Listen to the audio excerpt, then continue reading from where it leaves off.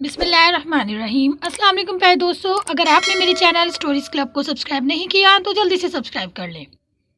وہ عورت روز اس نوجوان کو دیکھتی، لیکن وہ بغیر اس کی طرف دیکھے سر جھکا کر اس کی گلی سے گزر جاتا۔ دیکھنے میں وہ کسی مدرسے کا طالب علم لگتا تھا، لیکن اتنا خوبصورت تھا کہ وہ دیکھتے ہی اسے اپنا دل دے بیٹھی، اور اب چاہتی تھی کہ وہ کسی طرح اس پر نظر الفت ڈالے، لیکن وہ اپنی مستی میں مگن سر جھکائے زیر لب کچھ بڑھتا ہوا روزانہ ایک مخصوص وقت پر وہاں سے گزرتا اور کبھی آنکھ اٹھا کر بھی نہ دیکھتا۔ اس عورت کو اب ضد سی ہو گئی تھی۔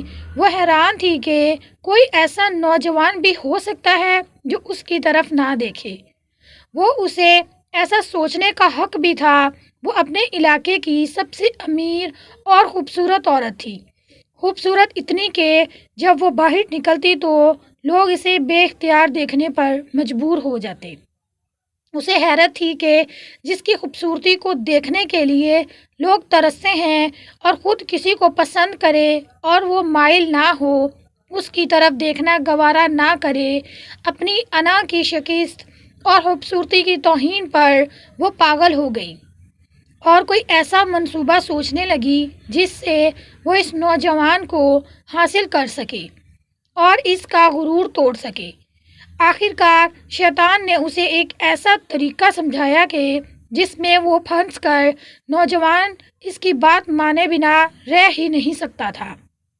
اگلے دن جب وہ نوجوان اس گلی سے گزر رہا تھا، ایک عورت اس کے قریب آئی اور کہنے لگی، بیٹا، میری مالکن تمہیں بلا رہی ہیں۔ نوجوان نے کہا، اماں جی، آپ کی مالکن کو مجھ سے کیا کام ہے؟ اس عورت نے کہا، بیٹا، اس نے تم سے کوئی مسئلہ پوچھنا ہے، وہ مجبور ہے، خود باہر نہیں آ سکتی۔ نوجوان اس عورت کے ساتھ چلا گیا۔ اس کے وہم و گمان میں بھی نہیں تھا کہ جو عورت اسے بلا رہی ہے اس کا منصوبہ کیا ہے، وہ کیا چاہتی ہے۔ وہ تو اپنی فطرتی سادہ دلی کی وجہ سے اس کی مدد کرنے کے لیے اس کے گھر آ گیا۔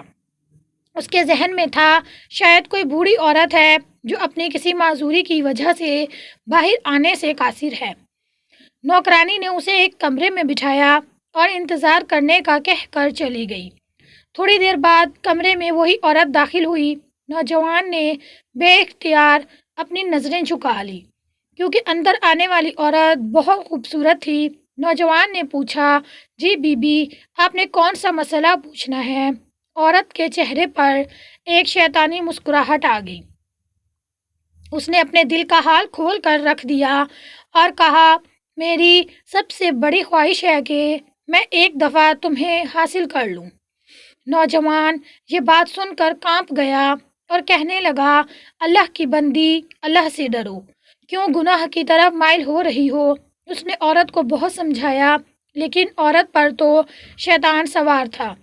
اس نے کہا کہ یا تو تم میری خواہش پوری کرو یا پھر میں شور مچاؤں گی کہ تم زبردستی میرے گھر میں داخل ہوئے اور میری عزت پر حملہ کیا۔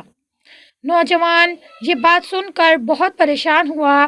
اسے اپنی عزت کسی بھی طرح محفوظ نظر نہیں آ رہی تھی۔ اس کی بات مانتا تو گناہ گار ہوتا، نہ مانتا تو لوگوں کی نظر میں برا بنتا۔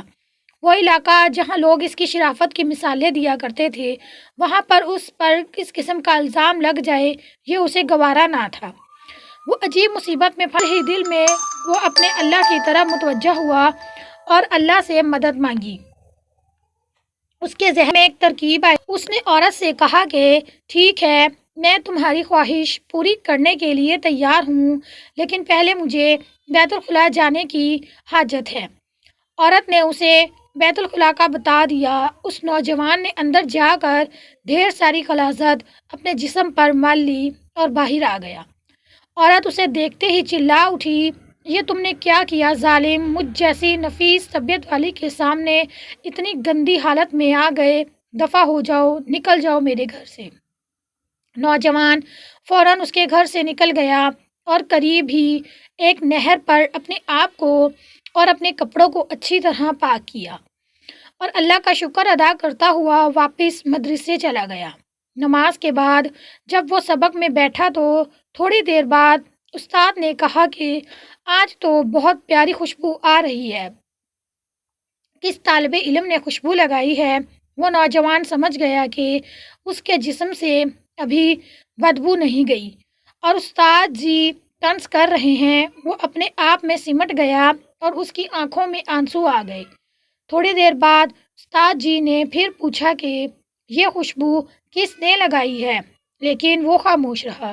آخر کار استاد نے سب کو ایک ایک کر کے بلایا اور خوشبو سونگھنے لگے۔ اس نوجوان کی باری آئی تو وہ بھی سر جھکا کر استاد کے سامنے کھڑا ہو گیا۔ استاد نے اس کے کپڑوں کو سونگھا تو وہ خوشبو اس کے کپڑوں سے آ رہی تھی۔ استاد نے کہا، تم بتاؤ کیوں نہیں رہے تھے؟ یہ خوشبو تم نے لگائی ہے۔ نوجوان رو پڑا اور کہنے لگا، استاد جی اب اور شرمندہ نہ کریں، مجھے پتہ ہے کہ میرے کپڑوں سے بدبو آ رہی ہے، لیکن میں مجبور تھا۔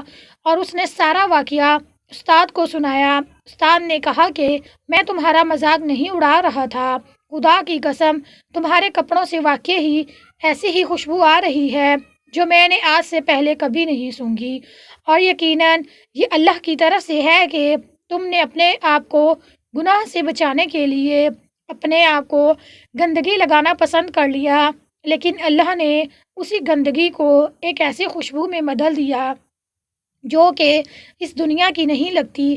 کہتے ہیں کہ اس نوجوان کے ان کپڑوں سے ہمیشہ ہی وہ خوشبو آتی رہی۔ پیارے ویورز، امید ہے آپ کو یہ ویڈیو پسند آئی ہوگی، سو پلیز میرے چینل کو لائک کریں اور سبسکرائب کریں اور ساتھ لگے بیل کے بٹن کو کلک کر کے آل پہ کر دیں تاکہ میری آنے والی ویڈیوز آپ کو مل سکے۔ اوکے، اللہ حافظ، شکریہ، اللہ نگہبان۔